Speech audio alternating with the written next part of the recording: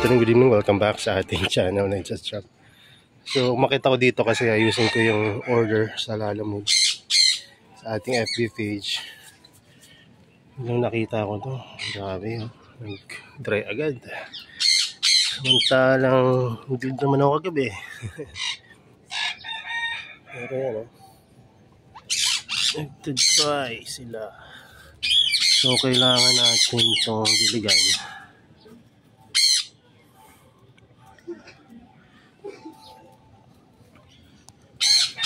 Dito naman sa mga Nepenthes, okay lang naman sila.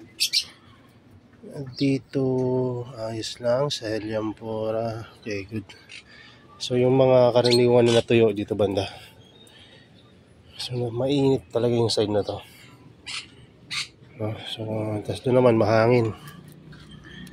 So, diniligan ko kanina yung mga seedlings dyan, ng mga Nepenthes. Pero, ito mga, hindi ko nadiligan. Dahil medyo na-busy na tayo. Ito yung ibon,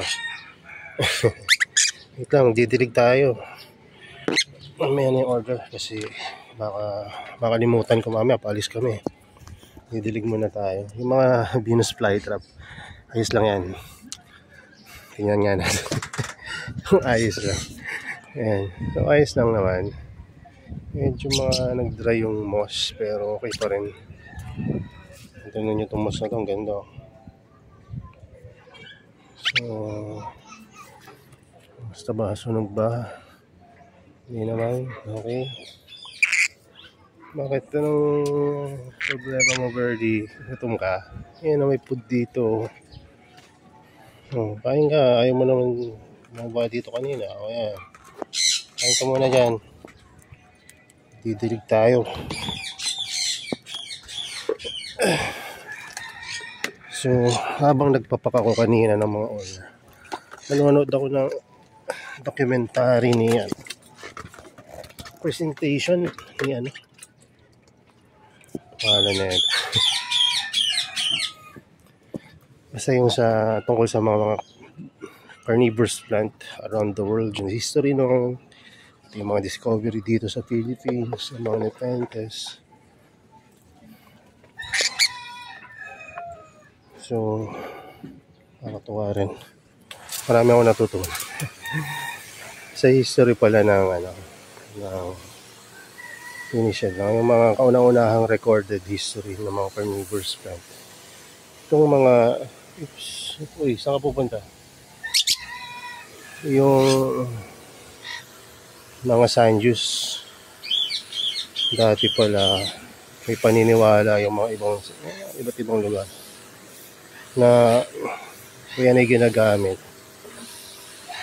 para panggagamot, pwede banggit ron na ginagamit yan dati sa mga mga traditional healers. At yung iba pa ay nabanggit rin doon na sa mga witchcraft and yung mga matatandang mga kaalaman pagdating sa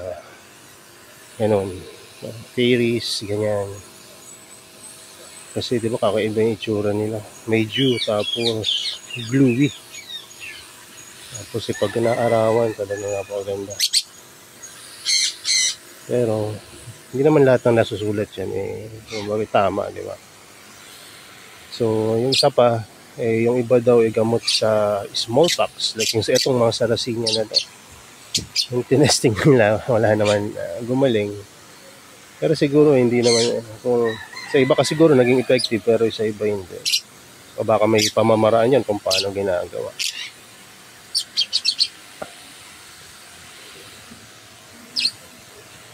So, ang dami ko nang natutunan. Tapos sa mga tanim ko dito, madami ko rin natutunan. Ganun pala dapat pag-aalaga nun. Kasi binakita rin doon yung mga natural habitat nila, kung ano yung mga karakteristik nila sa wild. So may mga feature, may mga Nepenthes na hindi nagkakaroon ng upper picture, puro mga lower picture lang. So maganda siguro na hindi isabit yung mga ganong klaseng picture plant, di ba? Para makapag-produce sila ng magagandang mga lower picture. Tulad na lang halimbawa peltata. So puro mga ano pala yun, yung mga lower feature yung mga pinoproduce nila. Tapos dito sa atin nakasabit. So ang gagawin natin, so dumating na kanina yung UV plastic. Ang gagawin namin next week, at may pasok na naman tong maliit namin, may magkakaroon kami ng time. Oops, huwag ka dyan, huwag ka dyan. Ay, huwag ka dyan. Pumunta sa Saracenia, doon pa sa medyo rare, Yan, so magkakaroon kami ng time, magsiset up kami ng bagong growing area ng mga nepenthes. Meron din akong mga kaibigan ngayon na pag-cross na ng mga nepenthes nila at may mga extra seeds sila. Baka madagdagan na naman yung mga list natin dyan sa Shopee. Isang tina-target ko magkaroon ako ng cross, yung isa sa mga nepenthes na nag-flower ngayon dun sa isang friend ko na Argentii, yung smallest feature in the world. So walang alam kung anong cross nun or kung ano ba yan. Kumbaga tawag doon Argentii to Argentii yung or na-cross ba niya sa ibang cultivar. Hindi ko pa nasasagot, busy pa ako sa pagpapak ng order. Tapos ngayon may order na nagtanong kung may papadala ko ba. Naalala ko Friday nga pala ngayon, bukas day off day off ng inyong lingkod. So ang bilis ng araw pagka busy kayo. So ayan, isip ko pwede naman tayo kumuha yung Attenborough ay nga nabuhay natin dito. Ayan hindi pa na-harvest yung seeds na yun. After few weeks pa daw. So mas fresh natin marireceive yun. Itatanim ko agad yung kalahati. Tapos yung kalahati back out natin. Kaya lang medyo kung may kamahalan yung out sa atin. Kaya hindi ko rin alam kung kukuha ako or pas muna. Ayan. Kasi matagal na akong sinasabihan na mag-alaga kaya hindi ko kasi alam kung mabubuhay ko. Wala pa kasi akong ganitong setup nung nakaraan. Tsaka pang Highlands kasi yun pag Highlands medyo kaya naman buhayin pero struggle din.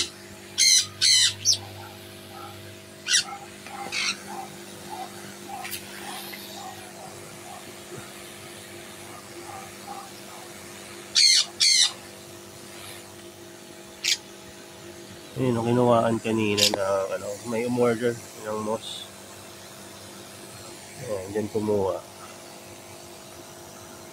Meron pa namang bakante dito. Ewan ko ba't hindi dito kumuha si Mrs.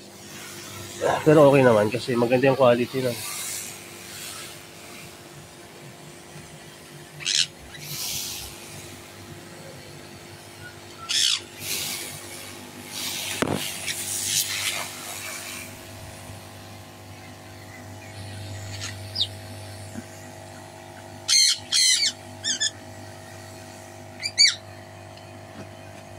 Ang init ngayon, magbabike pa naman kami. Siguro hapon na kami magbabike. May lakad pa pala ako sa office. Bakit pala lamog ko na? Meron kasi pinabilin sa akin yung documents. Babalik ko ngayon dun sa office yun. Kaya lang busy talaga. Ipalalamog ko na lang. Kaya samdamaan pa ako din.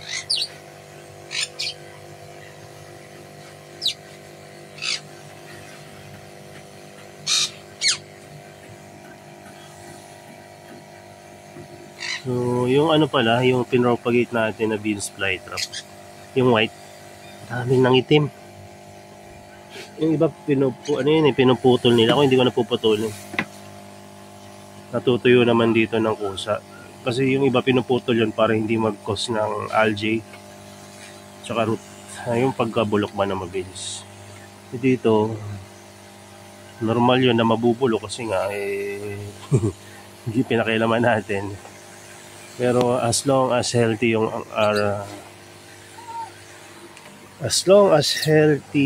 rhizome, okay yan. Kaya yung mga nadali na nakaraan na natuyuan yung Venus flytrap, mabubuhay pa yun, baka bigla nyo nga maparami yan Meron akong hindi makalimutan na lesson kay Sir Volker dati. Sabi niya sa akin, yung Venus flytrap or any plants na yung mamamatay na, yung parang na-stress yan, yung mamamatay na dyan mo patay na, yung na-stress masyado, once inalagaan mo na maayos yan, biglang mag-perk up yan at try na mabuhay. Ay, survival of the fittest na parang gano'n. So, totoo naman, kaya nga pag hinahati-hati mo siya at feeling niya parang pinapatay mo siya. Sinatry nila na mag-produce na new growth, no? Maaaring sa main growth or dun sa pinutol mo mga leaf. Tulad na ito.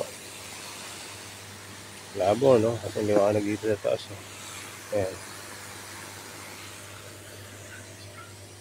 So, may mga alis ngayon na feature plant. Yung isang malaki dyan. Nako, makakukuha yan. Yan yung pinakamalaking kong plants dyan. Yung Mirabilis. Viking X Barglos. So, nagkaroon na ng dito na mag-overheat yung phone ko dahil nga sobrang init. So, salamat sa panonood nyo. At kung hindi pa ito mag-overheat, tutuloy ko lang. Pero na siya may lumabas na notification.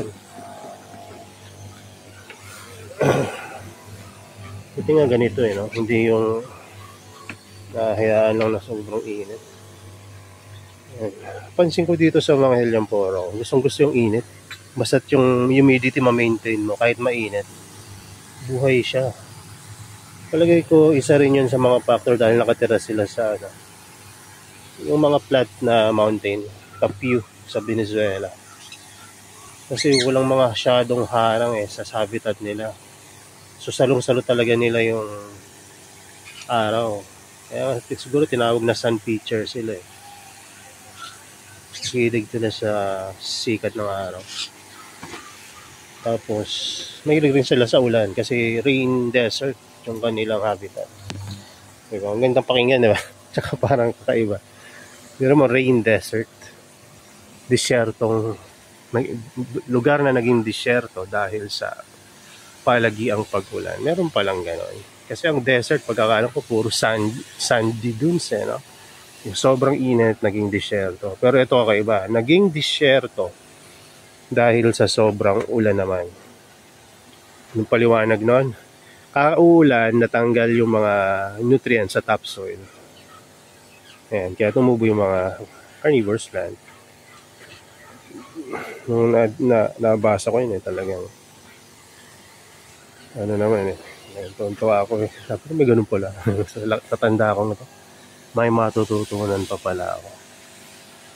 So anyway, nung panahon pala dati na nag-expedition pa yung mga tao dyan sa Venezuela, Tapiu, no? Kung galing sila ng Europe or America, inaabot ng taon bago sila makapunta. Travel by land and seas, ganyan. Ngayon, aeroplano na lang, oras na lang bibilang.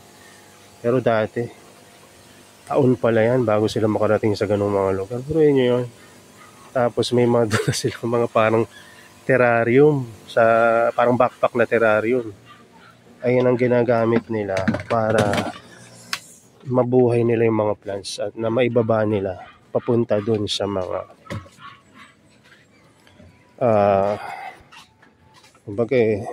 greenhouse, no, nung panahon na yun.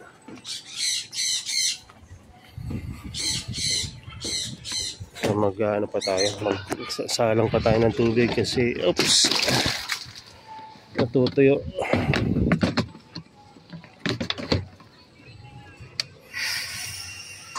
So ayun nga, no, may tawag sila doon, yung backpack na parang terrarium. So nagbabayad sila ng mga tao para mag-explore around the world, no? Tumanap ng mga bagong discover na halaman. Nilalagay nila doon sa backpack na terrarium. No, at dadali nila yon sa mga, yun nga, may mga kaya or yung dun sa mga nagbabayad sa kanila para magdala ng mga rare na halaman. Diba, ang galing ng history. Kaya yung mga, ito, halaman ng mga Nepenthes tropical pitcher plant, tinalagaan sa Europe at America. At nagiging sign yun dati na yung tao na yun na nag-aalaga ng halaman, no, ay sa kumbaga sign na siya ay gawain ng gentleman, yung pag-aalaga ng halaman dati. Diba? Kasi dati usong-uso yung mga barbaric na mga ng mga gawain eh. Tapos ikaw, di ba, naghahalaman. Gentleman ang dati nga, no? Tapos, isa rin yan sa mga senyales na may kaya yung tao na yun kasi hindi biro magpagawa ng glass house yung panahon na yun. Hindi pa yata uso UV plastic nun. Sa halagang 1,000 pesos, meron ka ng maliit na piraso ng UV plastic na may lalagay mo sa medyo may size na growing area. So, hindi ko na masyadong pahabain tong video na to. Pag-usapan natin yung mga tulad ng mga gano'n sa mga susunod na araw. Dahil ako rin tutuwa, no, sa mga na-discover ko, sa mga pinanood ko. Speaking ng glass house, yung plastic house natin dito, kamusta na kaya? Okay naman sila. May mga okay yung growth point, may mga hindi. Pero at least okay yung iba. So, idiligan natin yun. Saka dito.